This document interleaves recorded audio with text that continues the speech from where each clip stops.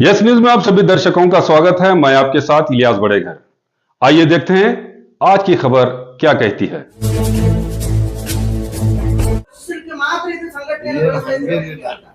ಹಂಗೆ ಹೊರನೋಟಕ್ಕೆ ಹಂಗೆ ಅನಿಸಿದ್ರು ಕೂಡ ಈಗ ನಮ್ಮಲ್ಲಿ ಪ್ರಜ್ಞೆ ಶಿಕ್ಷಣ ಮತ್ತು ಸಾಮಾಜಿಕ ಪ್ರಜ್ಞೆ ಕಡಿಮೆ ಇರ್ತಕ್ಕಂಥ ವರ್ಗಗಳು ಎಲ್ಲ ಅಲ್ಲ ಈ ಸೋಲಿಗೆ ಐದು ಸಂಘಟನೆ ಕಾರಣ ಇಲ್ಲ, ನಾನಾ ಕಾರಣಗಳು ಕೂಡ ಸೋಲಿಗೆ ಕಾರಣ ಆಗ್ತದೆ.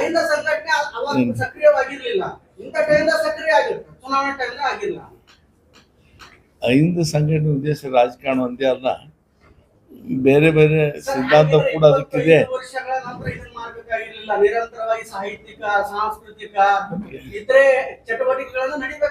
ಇಲ್ಲ ನಡೆದವ ಅಲ್ಲಿ ತಮ್ಮ ಗಮನಕ್ಕೆ ಬಂದಿರಲಿಕ್ಕಿಲ್ಲ ನಡೆದವ. ಹಿಂದೂ ಮುಖಂಡರಿಗೆ ಯಾರಿಗೆ ನಿಗಮ ಮಂಡಳಿಯಿಂದ ಕೊಟ್ಟಿದ್ದಾರೆ, ಹಿಂದೂ ಮುಖಂಡರು ರಾಜಕೀಯವಾಗಿ ಬೆಳೆಸಬೇಕು ಅನ್ನೋ ಉದ್ದೇಶದಿಂದ ಹೊಸ ಚಿಗುರು ಹಳೆ ಬೀರು ಅಂತಂದ್ರೆ ಎಲ್ಲಿ ಹೊಸ ಚಿಗುರು ಎಲ್ಲಿದೆ? ಅದ ನಮ್ಮ ಜಿಲ್ಲೆದಾಗ ಯಾರಿಗೆ ಕೊಟ್ಟಿರ್ಲಿಕ್ಕಿಲ್ಲ, ಬಟ್ ಬೇರೆ ಜಿಲ್ಲೆ ಅದಾವ.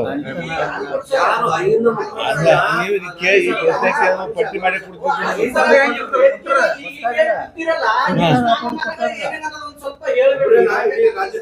ನಾವು ಯಾರು ಸ್ಥಾನಮಾನ ಹೊಂದದೇ ಇರ್ತಕ್ಕಂಥವ್ರಿಗೆ ಕೂತವ್ರಲ್ಲ.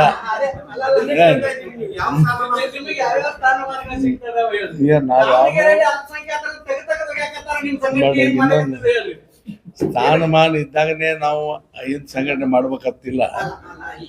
ನಮ್ಗೊಂದು ಸಾಮಾಜಿಕ ಪ್ರಜ್ಞೆ ಮತ್ತು ಜವಾಬ್ದಾರಿ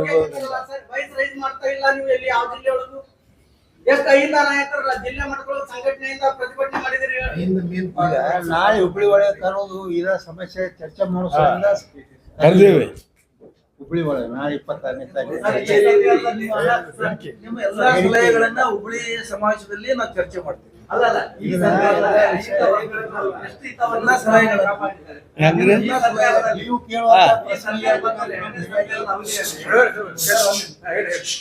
ಸರ್ಕಾರದ ಅವಧಿಯಲ್ಲಿ ಅಹಿಂದ ವರ್ಗದ ಎಷ್ಟು ಹಿತವನ್ನು ಸಿದ್ದರಾಮಯ್ಯ ಕಾಪಾಡಿದ್ದಾರೆ. ಈಗ ಎಲ್ಲ ಯೋಜನೆಗಳು ಈ ಕಾಂಗ್ರೆಸ್ ರೂಪಿಸ್ತಕ್ಕಂಥ ಸಿದ್ದರಾಮಯ್ಯ ನೇತೃತ್ವದ ಸರ್ಕಾರದಲ್ಲಿ ಅವರು ರೂಪಿಸ್ತಕ್ಕಂಥ ಎಲ್ಲ ಯೋಜನೆಗಳು ಕೂಡ ಐದು ವರ್ಗಕ್ಕೆ ಅನುಕೂಲ ಆಗ್ತಕ್ಕಂಥವು.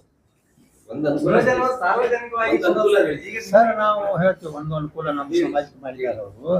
ನಮ್ಮ ಸಮಾಜಕ್ಕೆ ನಮ್ಮ ಭಗೀರಥ ಋಷಿ ಅಂತ ಒಬ್ಬ ನಮ್ಮ ಸಮಾಜದ ಒಬ್ಬ ದೊಡ್ಡ ಮಹರ್ಷಿ ಅವ್ರದ್ದು ಜಯಂತಿ ಮಾಡ್ಯಾರ. ಮತ್ತು ನಮ್ಮ ಸಮಾಜಕ್ಕೆ ನಿಗಮ ಇದ್ದಿದ್ದಿಲ್ಲ, ಉಪ್ಪಾರ ಸಮಾಜಕ್ಕೆ. ಆ ನಿಗಮ ಸಿದ್ದರಾಮಯ್ಯ ಸಾಹೇಬ್ CM ಆಗಿದ್ದರಿಂದ ನಮಗೆ ನಿಗಮ ಮಾಡಿ.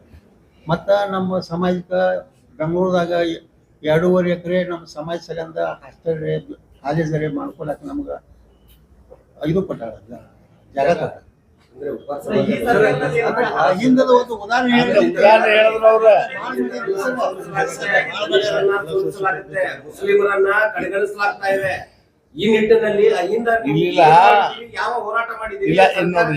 ಮುಖ್ಯಮಂತ್ರಿಗಳಿಗೆ ಯಾವ ದೃಷ್ಟಿಕೋನದಲ್ಲಿ ನೀವು ಎಚ್ಚರಿಕೆಯನ್ನ ಕೊಡಿಸಿದ್ದೀರಿ? ಈಗ ಒಂದ್ ಹೇಳ್ತೀವ್ರೆ, ಅದಕ್ಕೆ ನಾವು ಉತ್ತರ ಕೊಡ್ತೀನಿ. ಯಾವ ಜನಾಂಗನೂ ಕಡೆಗಣಿಸ್ತಕ್ಕಂಥ ಕೆಲಸ ಕಾಂಗ್ರೆಸ್ ಮಾಡಿಲ್ಲ. ಅದು ದಾವಣಗೆರೆಯಲ್ಲಿ ಏನು ವಾಸ್ತವ ಘಟನೆ ನಮ್ಗೆ ಗೊತ್ತಿಲ್ಲ, ವಾಸ್ತವಿಕ ಘಟನೆ ನಮ್ಗೆ ಗೊತ್ತಿಲ್ಲ. ನಾವಿರೋದು ಬಿಜಾಪುರದಾಗ, ಅಲ್ಲಿರೋ ಘಟನೆ ಗೊತ್ತಿಲ್ಲ. ಅದು ವರಿಷ್ಠರಿಗೆ ಗೊತ್ತಿರ್ತಕ್ಕಂಥ ವಿಚಾರ. ಅದೇನಾಗಿದೆ ನಮ್ಗೆ ಗೊತ್ತಿಲ್ಲ.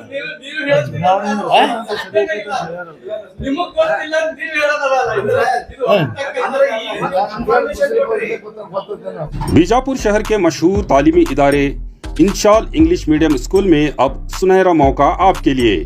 We are hiring. अगर आप में है पढ़ाने का जुनून और बच्चों के बेहतर मुस्तकबल बनाने का जज्बा, तो आज ही जुड़िए हमारे साथ।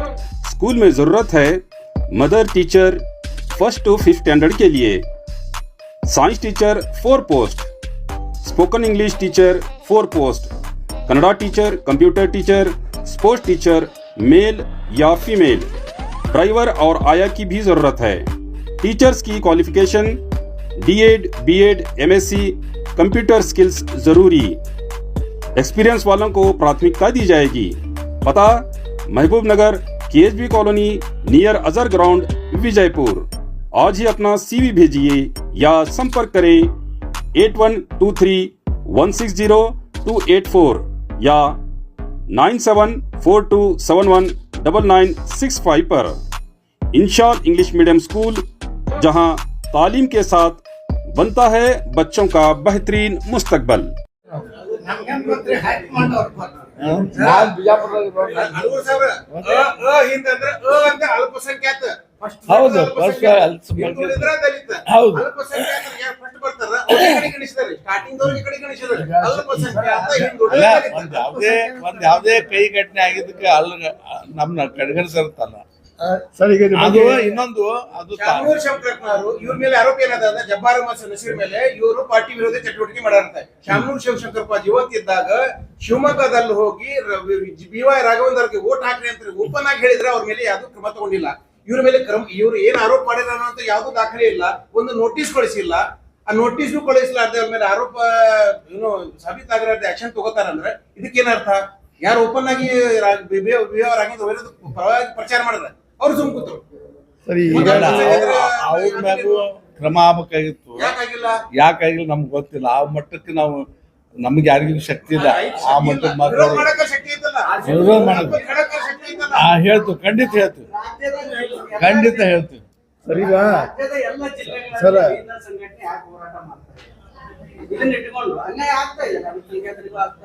ಇನ್ ಮ್ಯಾಗ ಅದೇ ಹೋರಾಟನೆ ಮಾಡ್ತೀವಿ ನಾವ್ ಎಲ್ಲಾರಿ. ಇನ್ ಮ್ಯಾಗ ಎಲ್ಲ ಜಿಲ್ಲಾದಾಗ ಅಹಿಂದ ಮುಖಂಡರು ಸಂಪೂರ್ಣವಾಗಿ ಸರ್ಕಾರ ಬಂದ ಮೇಲೆ ನಿಮ್ಮನ್ನ ನಿಷ್ಕ್ರಿಯಗೊಳಿಸಿ ಸುಮ್ಮನೆ ಕೂರುವಂತ ವ್ಯವಸ್ಥೆ ಮಾಡಿದ್ದಾರೆ ಅಂತ ಅನಿಸ್ತಾ ಇದೆ. ಸಿದ್ದರಾಮಯ್ಯರು ಕೈಗೊಂಬೆ ಹಾಕಿದ್ದಾರೆ ಅನ್ನೋದು ಯಾವ್ದು ಅಹಿಂದ ಇಲ್ಲ, ಅವ್ರು ಬೇರೆ ಉನ್ನತ ಜಾತಿಯವ್ರಿಗೆ ಕೈಗೊಂಬೆ ಅವ್ರು ಹೇಳ್ಕೊಂಡು ಕೇಳಾಕ್ತಾರೆ. ಅಹಿಂದದಲ್ಲಿ ಅವ್ರಿಗೆ ಶಕ್ತಿ ಉಳಿದಿಲ್ಲ ಅನ್ನುವಂತ ಆರೋಪ ಓಪನ್ ಆಗಿ ಕಾಂಗ್ರೆಸ್ ಮುಖಂಡರು ಹೇಳಕ್ DK ಶಿವಕುಮಾರ್ ಮತ್ತು ಇವರ ನಮ್ಮ ಮಧ್ಯೆ ಅಹಿಂದ ಎಲ್ಲೋ ಒಂದ್ ಕಡೆ ಮೂಲ ಗುಂಪಾಯ್ತ ಅಂತ ಇಲ್ಲ ಇಲ್ಲ ಈಗ ಎಲ್ಲ ನೀವು ಹೇಳೋದ್ರ ನಾನು ಹೇಳೋದೇನು ಈಗ ಹಂಗೇನಿಲ್ಲ. ಆ ದೃಷ್ಟಿಕೋನದಿಂದ ನೋಡ್ಬೇಡ್ರಿ ನೀವು. ಅಹಿಂದ ಸಂಘಟನೆಗೆ ಪುನಃ ಎಲ್ಲೋ ಕಡೆ ನಾವು ಶಕ್ತಿಯನ್ನು ನಡು ಕಳ್ಕೊಂಡಿರ್ಬೇಕು. ಆದ್ರೆ ಪುನಃ ಅದಕ್ಕೆ ಒಂದು ಹೆಚ್ಚಿನ ಶಕ್ತಿ ತುಂಬತಕ್ಕಂಥ ಕೆಲಸ ಬರ್ತಕ್ಕಂಥ ನಿರ್ಮಾಣದಲ್ಲಿ ಖಂಡಿತವಾಗಿ ಕೂಡ ಆಗ್ತದೆ. ಆಮೇಲೆ ನಾವು ಜಿಲ್ಲೆಯಲ್ಲೂ ಕೂಡ ಸ್ಟ್ರಾಂಗ್ ಮಾಡ್ತೀವಿ. ಅದನ್ನು ನಾವು ಜಿಲ್ಲಾ ಸೀಮಿತವಾಗಿ ಮಾತ್ರ ನಮ್ಮ ಜಿಲ್ಲೆಯಲ್ಲಿ ಕೂಡ ಈ ಸಂಘಟನೆಯನ್ನ ಸ್ಟ್ರಾಂಗ್ ಮಾಡಿ ನಾವು ಬರ್ತಕ್ಕಂಥ ನಿರ್ಮಾಣದಲ್ಲಿ ಪರಿಣಾಮ ಏನಂತ ನಿಮಗೂ ಕೂಡ ಕಾಣ್ತದೆ. ಸರ್ 3 ವರ್ಷದಲ್ಲಿ ಏನ್ ಮಾಡಿದ್ರು ಒಂದು ಉದಾಹರಣೆ ಹೇಳಿ. ಯಾರು ನಾವು ಕೇಳಿರೋದು ನಿಮ್ಗೆ 3 ವರ್ಷದಲ್ಲಿ ಅಹಿಂದ ಹಿತ ಕಾಪಾಡಕ್ಕೆ ಏನ್ ಮಾಡಿದ್ದಾರೆ ಒಂದು ಉದಾಹರಣೆ ಕೊಡ್ತಾರೆ. 2 ಸಲ ಬಿಜಾಪುರ ಬಂದು ಅಲ್ಲ, ಈಗ ನಾವು ಅನೇಕ ಹಿಂದಿಗೆ ನಾವು ತೊಂದರೆ ಆದಾಗ ಹಿಂದೆ ಸಂಘಟನೆಗಳು ಎಲ್ಲ ನಿಂತು ನಾವು ಹೋರಾಟಗಳನ್ನ ಮಾಡಿದ್ದೀವಿ. ಬಿಜಾಪುರ ಬಂದು ಕರೆ ಕೊಟ್ಟಿವಿ, ಮತ್ತೊಂದು ಕ್ಷೇತ್ರದಲ್ಲಿ ಕೆಲಸ ಮಾಡೀವಿ. ಅದು ಸಿದ್ದರಾಮಯ್ಯ ಸಾಹೇಬ್ರು ಏನ್ ಮಾಡ್ಯಾರ ಉತ್ತರ ಕೊಡೋರು ನಾವ್ಯಾರ್ರಿ? ನಾವು ನಮಗಿರೋ ಒಂದು ಲಿಮಿಟೇಷನ್ ಒಳಗೆ ನಾವು ಮಾತಾಡ್ತೀವಿ.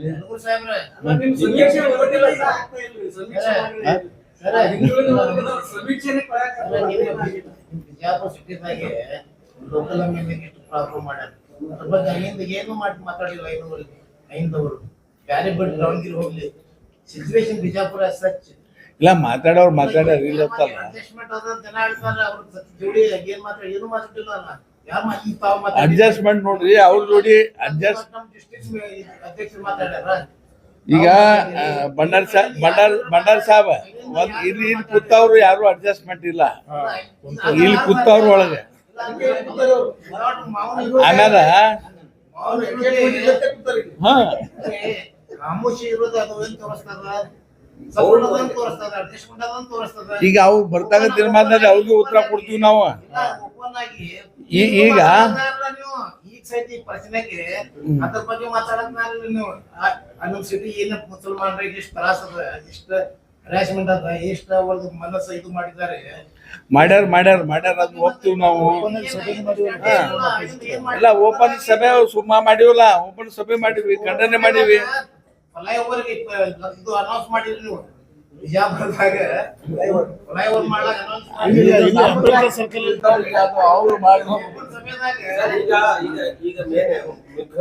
ಈಗ ನೋಡ್ರಿ ಬರ್ತಕ್ಕಂಥ ನಿರ್ಮಾಣದಲ್ಲಿ ಏನ್ ಅಹಿಂದ ವಿರೋಧಿಗಳು ಯಾರ್ಯಾರದಾರಲ್ಲ, ಮತ್ ಯಾರ್ಯಾರು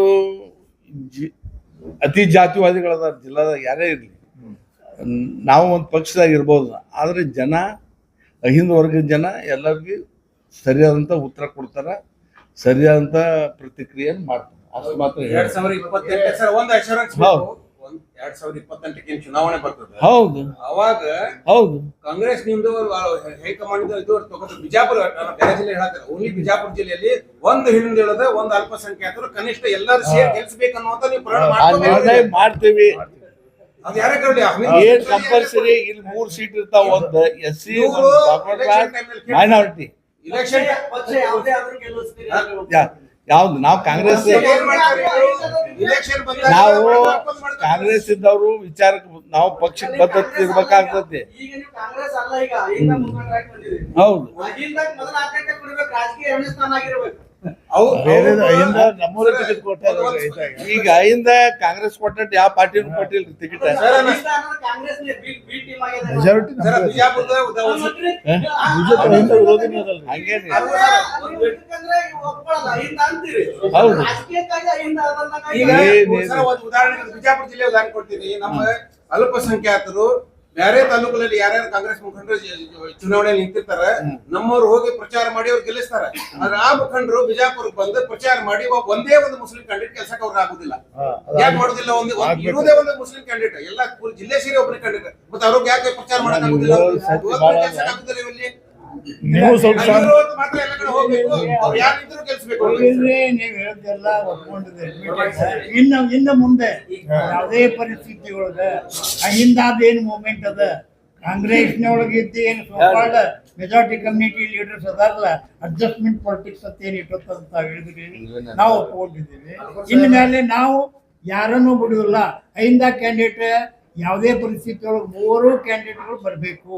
3 ಮತಕ್ಷೇತ್ರ, ಬಿಜಾಪುರ ಸಿಟಿ, ನಾಗಠಾಣ ಅಂಡ್ ದೇವರಿಪುರಿ. ಅದರ ಜೊತೆಗೆ ಜಿಲ್ಲಾ ಪಂಚಾಯತ್ ಚುನಾವಣೆ ಅಂದ್ರೆ ಸಾಕಷ್ಟು ಅವ್ರಿಗೆ ರಿಪ್ರೆಸೆಂಟೇಷನ್ ಕೊಡಬೇಕು. ಅದನ್ನೇ ಒಂದೇ ಇರ್ತೇವೆ. ಒಂದು ಮುಸಲ್ಮಾನ್ ಜಡ್ಪಿ ಇಲ್ಲ. ಈ ವಿಚಾರಗೋಷ್ಠಿ ಹುಬ್ಳ್ಯಾಗ ಏನ್ ನಡೀತೈತಿ, ಇದೆಲ್ಲ ಚಿಂತನೆ ಮಾಡ್ಬೇಕಲ್ಲ ನೀವು. ಇವೆಲ್ಲ ಚಿಂತನೆ ಮಾಡ್ತೀವಿ. ಬರೀ ಸುಮ್ನೆ ಹೋಗಿ ರಾಜಕೀಯ